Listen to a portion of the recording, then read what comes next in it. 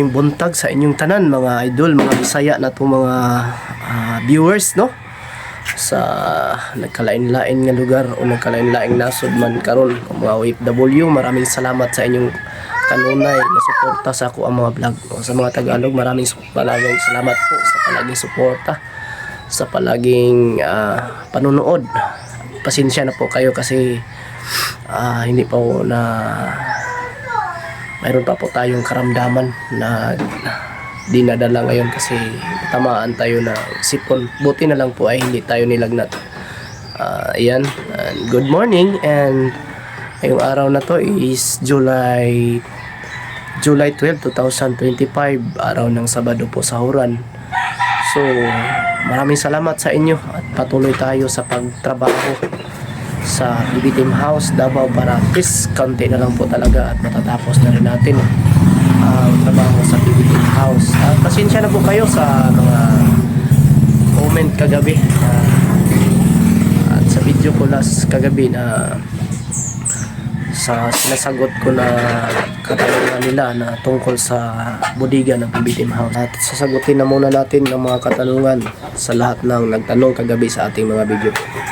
Kay Victorina Katipay, so ang tanong niya dito ay next month kasi renovate namin itong bahay namin, pero gusto ko pagawaan ng second floor pero kahoy ang haligi, yung hardwood naman tuod na kahoy matibay pa, pwede kayang tugtungan para sa second floor?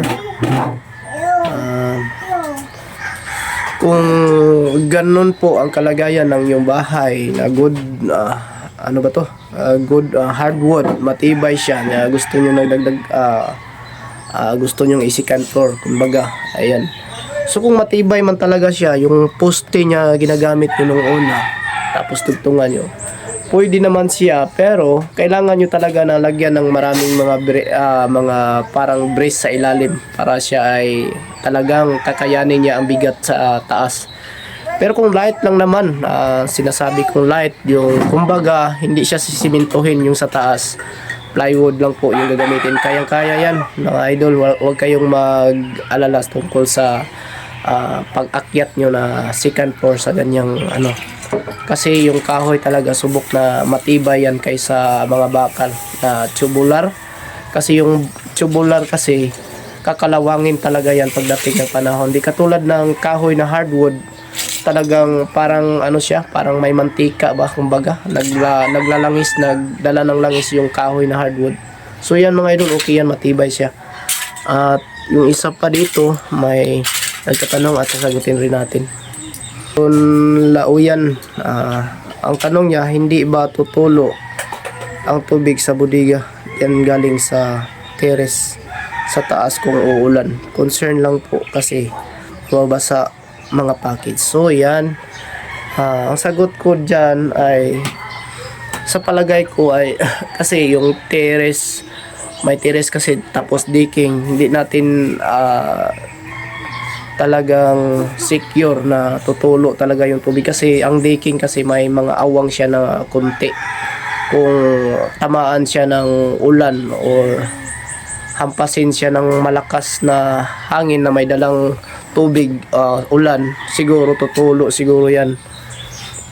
Pero gagawaan siguro nila ng paraan. Hindi sa ngayon kasi mga idol, mga kababayan, hindi pa natapos yung bodega. Kay bay, counting tips lang bay. Pwede ang tanong niya si Donald. Ang tanong niya bay, counting tips lang bay. Pwede ra ba sagulan o pinsan ang pagmix sa adhesive? Ayan. So sasagutin natin yung ibang diskarte yan sa inyo bay. Yung adhesive kasi hindi talaga yan sa amin pwedeng haluan ng pinsan. Kasi ang dapat ihalo niyang adhesive is simento lang po. Huwag yung pinsan kasi yung adhesive matagal yan matuyo. Iso yan. At kung ipapahid nyo sa likuran ng tiles, ang idagdag nyo dyan is simento. Kumbaga, pwede siyang isang semento, isang adhesive kung marami yung ikakabit yung tiles. Tapos i-mix nyo yan. Yan, i-mix ng mix. Tapos yan ang ipapahid nyo sa likuran ng tiles. So yan, sana po nasagot natin yung ang katanungan mo, idol. Isa pa dito. May isa pa. Pasensya na po kayo ha. Kay Salvacion Balyadolid. Taas naman ang pangalan nito. Mahirap. So, basahin. Sabi niya, "Hello Sir Bitoy. Pwede pa pang design ang cladding sa pader na hindi pa napinis. Salamat." Siguro. So, isa naman tong katanungan kasi may tanong tayo na nasagot. So, yung katanungan niya, yung pader na or bakod nila na hollow block pa, kung pwede ba daw lagyan ng cladding. Sa tingin ko, kung lagyan mo ng cladding, pwede naman. Kung gusto mo, ayaw mo ng palitadahan, pwede na lagyan mo ng cladding. Pero mas sa tingin ko kasi yung cladding kasi darating yung panahon o darating din ang araw niyan is siya, kumbaga kalawangin siya. Di katulad ng semento, kahit sa tagal ay matibay pa rin kung finishingan mo tapos pinturahan, mas maganda. Si Janet Hidalgo ang nagtatanong po, "Sir Bitoy, pwede po ba lagyan ng PVC floated panel sa labas ng bahay na hindi pa po napalitdahan?" So yan po yung mahirap doon mga idol. Sa yung sitwasyon na yung hollow blocks ay lalagyan mo ng PVC panel floated. Sa tingin ko pwede, pero mahirap siya gawin idol kasi kailangan mo ng hulog yan. Kailangan na sa hulog bago mo siya lagyan ng metal paring. Kasi kung direkta mo siya na ilalagay yung PVC floated sa hollow block, ay siguradong wala siya sa hulog or yung iba ay lulubog. Ayan po yung dahilan. Kumbaga, mas maganda or mas maigi na masintadahan muna, mapalitadahan muna yung walling. Pero kung gusto mo talaga, kung wala ka ng budget, ayan, kuha ka ng karpintero na mas magaling na magtrabaho para nasa hulog yung paglalagay mo ng yung PVC panel floated. Lagyan mo siya ng metal paring na dalawa. Kumbaga, paunang lagay mo tapos pangalawa, tapos dito mo sa gilid ibaon yung rivets, tapos bago ka maglagay ng PVC panel floated po. So ganyan mga idol, mahirap po i-explain dito, pero kung i-DM mo natin, kung may materialis lang sana tayo, mas maganda. So sana po ay nasagot natin yung kagustuhan or katanungan mo. At magandang gabi rin sa inyo. So, mga idol, ngayong last na video na to sa ngayong gabi ay pwede kayong mag-comment para bukas yan po ay ang ating sasagutin sa ating video. Kasi linggo po bukas. Pwede lahat magtanong dito tungkol sa construction po, sa mga trabaho, parte sa construction. At sana po ay hindi kayo mahiya para mabigyan din natin ng mga kasagutan ang inyong mga katanungan patungkol sa mga trabaho or sa mga gusto nyo mga idea po. So yan, at sana po ay nasa magandang kalagayan kayo ngayon. God bless. Pero yan lang muna mga idol, mag-intro na muna po tayo.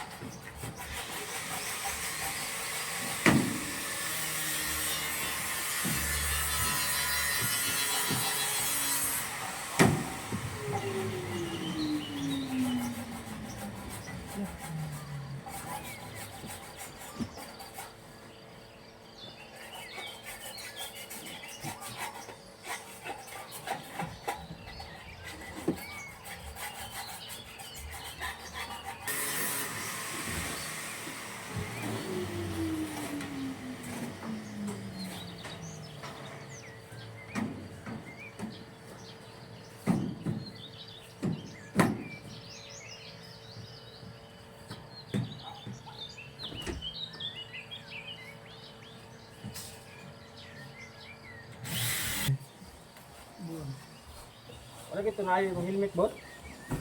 Wapong helmet oh, Ibo. Nakuba yung helmet eh. Nakuba ang kanang kokpit. Ibo. Oh, yeah. Yeah, kalabasa.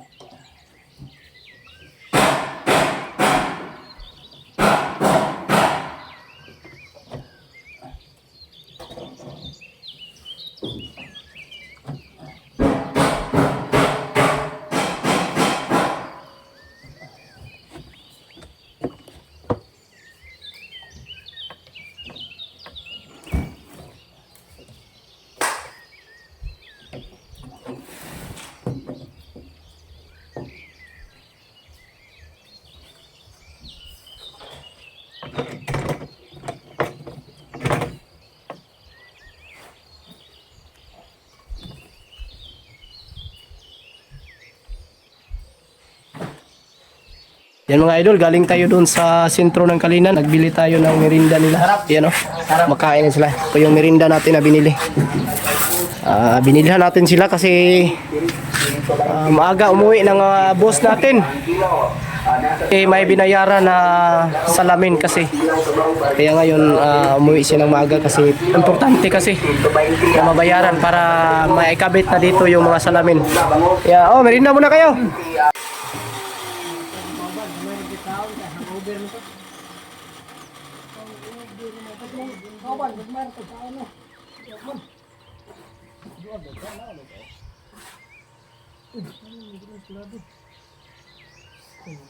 Yan mga idol, papakita natin yung konting tutorial natin dito kung paano natin ginawa yung manhole na takip niya. Ito po, para at least makapagbigay tayo ng idea sa inyo kung sakali mag PVC panel din kayo katulad ng ginagawa namin, tapos maglagay kayo ng manhole. Papakita natin sa taas para at least makapagbigay tayo ng idea.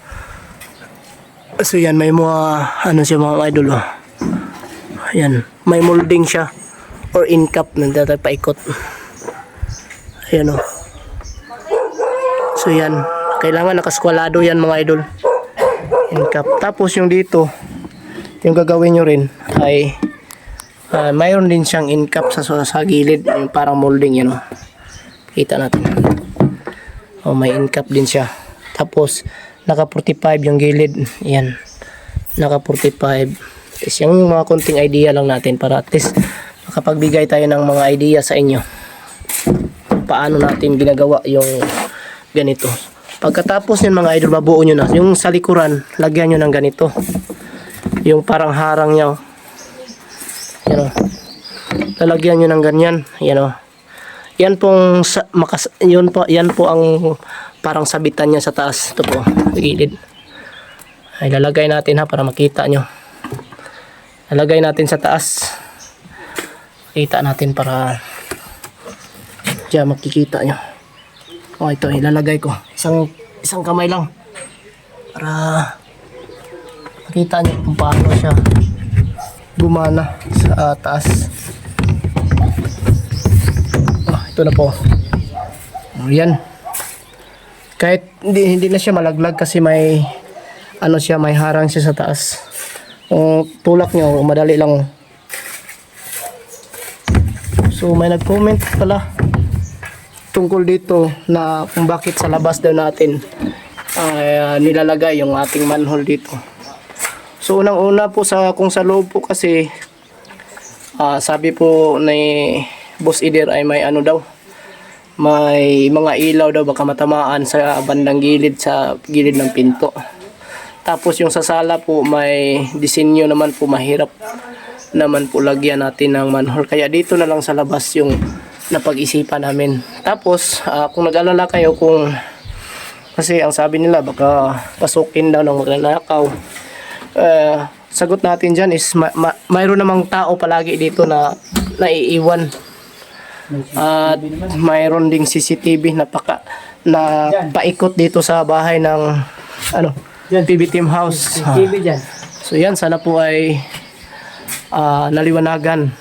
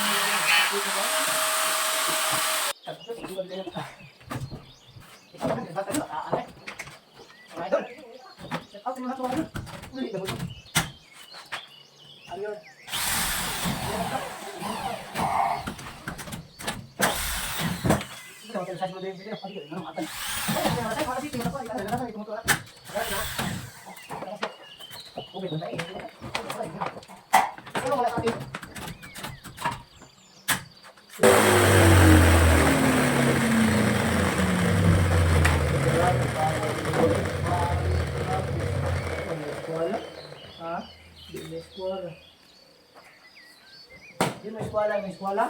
Segera kung sigado.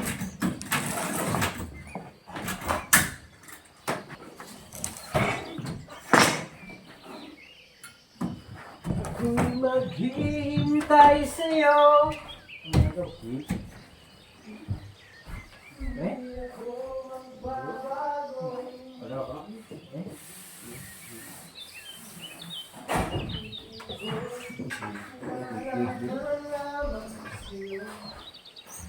Minamahal.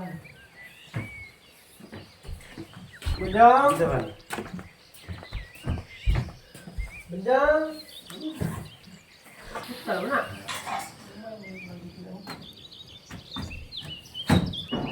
Oh, mai keno. Ada nak karya aku aja. Bukan nak. Oh. Sisi dulu lagi. Alright.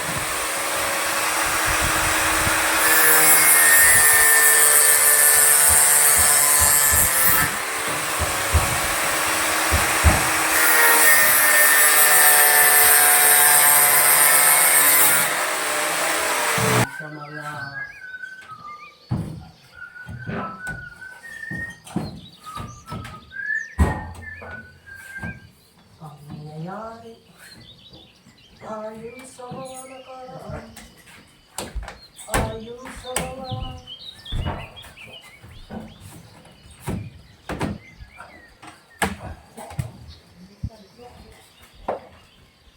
Wow! Hindi ka na.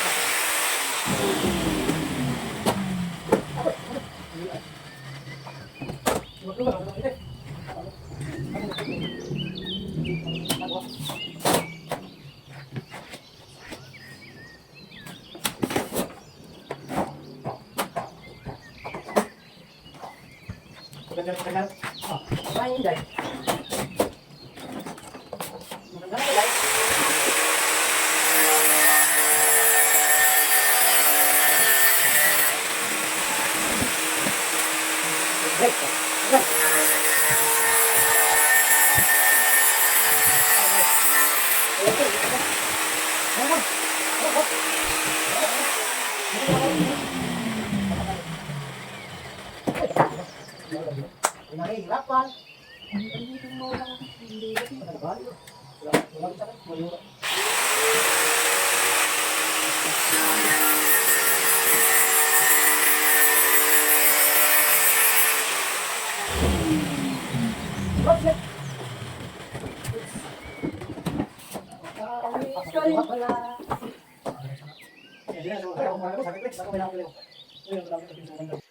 Di tayo mga idol sa ating natapos sa araw na ito. July 12, 2025, araw ng sahuran, Sabado. Sahuran. Ayan, papakita natin yung ginagawa namin dito sa design ito mga idol. Oh. Yan na po ang disenyo niya sa ilalim. Yung ginagawa natin. Ayan oh. Hindi pa lang natapos kasi dito kami sa labas kanina. Tinatapos namin yung gawain dito. Agoy, napaka against the light naman dito. Ayan oh. Yung manhole natin. Yan, ginawa na natin yan. At dito sa labas, tapos na po lahat mga idol, mga kababayan. Yung kisame. So tayo po yung gumagawa dyan. At update na rin natin ng trabaho dito sa may hagdan ni Bunjong. Ayan. Linis na lang at uuwi na kami. Kasi alas 4 na ng hapon. Uwi na kami. So ito po yung natapos ni Bunjong. Hagdan o. Yung hagdanan natin ay diking ang ano niya sahig. Tapos yung nag-comment po dito sa mga kababayan. Yung dito sa bandang terrace dito sa gilid po ng bahay. Ito po may mga poste ito eh. Makikita nyo lahat may mga poste kasi ito yung magiging railings niya dito. Dito yung talagay ang mga kabilya natin o mga bakal natin na gagawin railings dito para may hawakan. Sa nag-comment dyan baka malaglag kasi walang hawakan. Ito na po may railings talaga ito pero hindi pa ginagawa kasi sobrang busy namin. Hindi naman kami masyado dito karamihan sa gumagawa ng bahay dito sa PB Team House. So ayan. Ganyan po yung update natin dito at explanation dito tungkol sa ginagawa nating release dito. Ginagawa nating decking na terrace. May may gagawing dito ha. May gagawing railings dito mga idol dito sa gilid. Tapos yung mga update dito sa baba ay papakita na rin natin. Yung hagdanan pababa tayo. Yan. Kalinis tingnan ng hagdanan dito mga idol. Diking po yung sahig para mas maganda. Yan ang pinakamagandang latest update natin.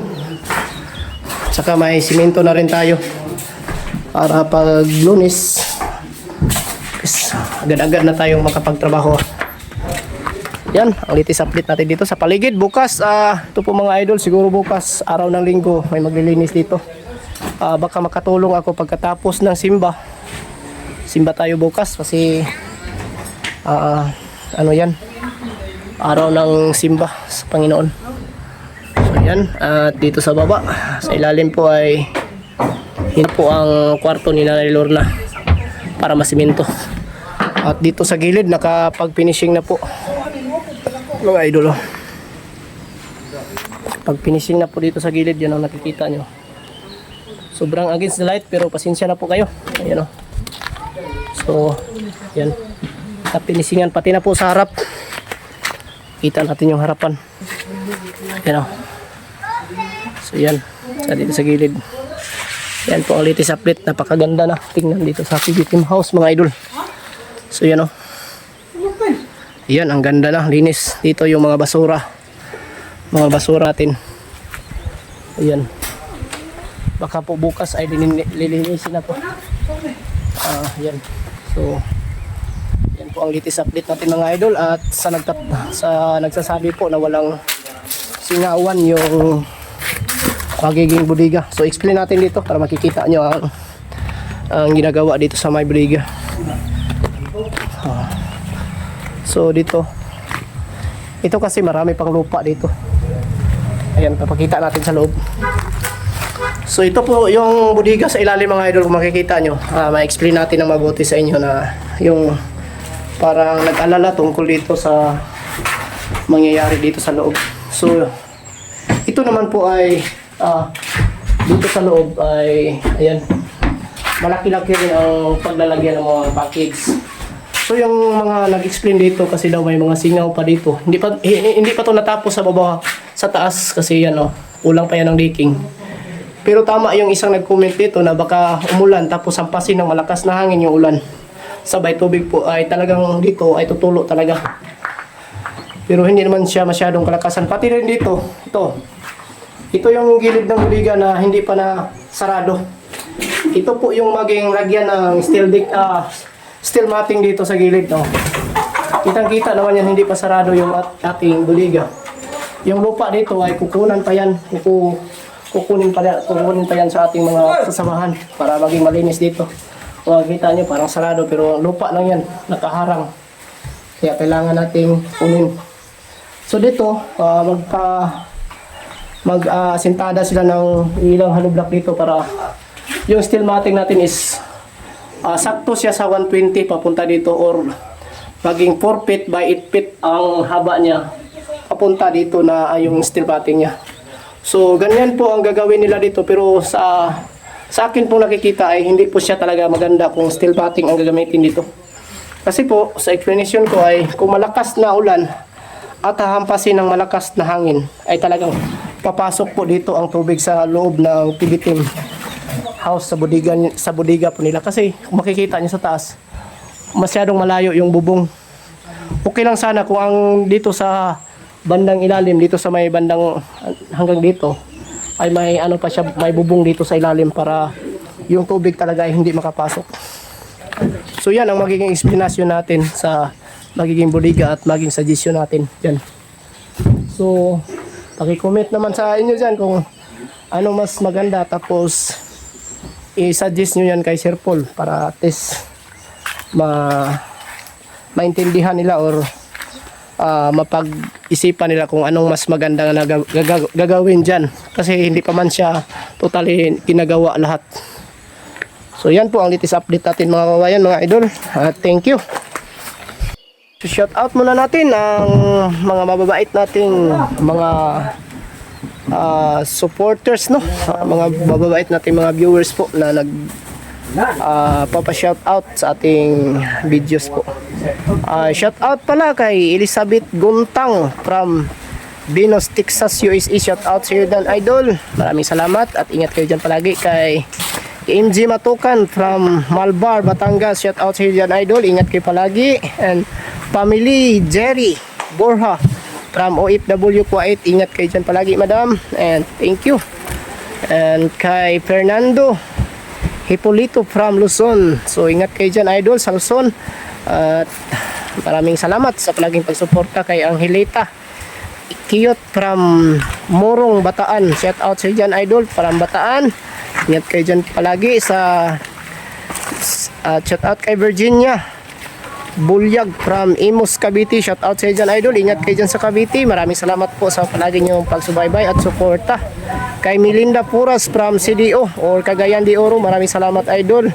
Shout out sa iyo dyan and maraming salamat. Thank you. And kay Alba Dalton from Darwin, Australia. So, ingat kayo dyan, idol, sa Australia. Palagi kayong ingat kayo sa inyong katawan palagi. At kay Relisa Daguhoy, shout out sa iyo, Relisa Daguhoy. Siguro dito lang to sa Davao. Maraming salamat sa inyong suporta po. Kay Lifestyle Channel from Bulacan, shout out sa iyo dyan. Lifestyle Channel, thank you ng marami sa inyong palaging suporta, no? Kay Ramel Arcio from Zamboanga City. So thank you sa inyong lahat sa nagpapa-shout out. And yan, bye bye. Salamat muna tayo sa lahat ng palaging sumusuporta, no, sa ating YouTube channel, sa Bitoy Daily Mix Vlog. Maraming salamat po sa inyong lahat. Saludo po ako sa inyong lahat, mga idol, mga kabayan, sa inyong kabaitan, sa palagi niyong suporta. Kahit hindi naman ako masyadong matagal dito sa PB team na nagtatrabaho dito, pero patuloy kayo na sumusuporta, tumulong at nag-subscribe, nanonood palagi sa ating mga video, no? Thank you ng marami at yan lang po ang ating masasabi. Maraming salamat talaga. So bye bye and God bless. Ingat kayo lahat palagi and thank you.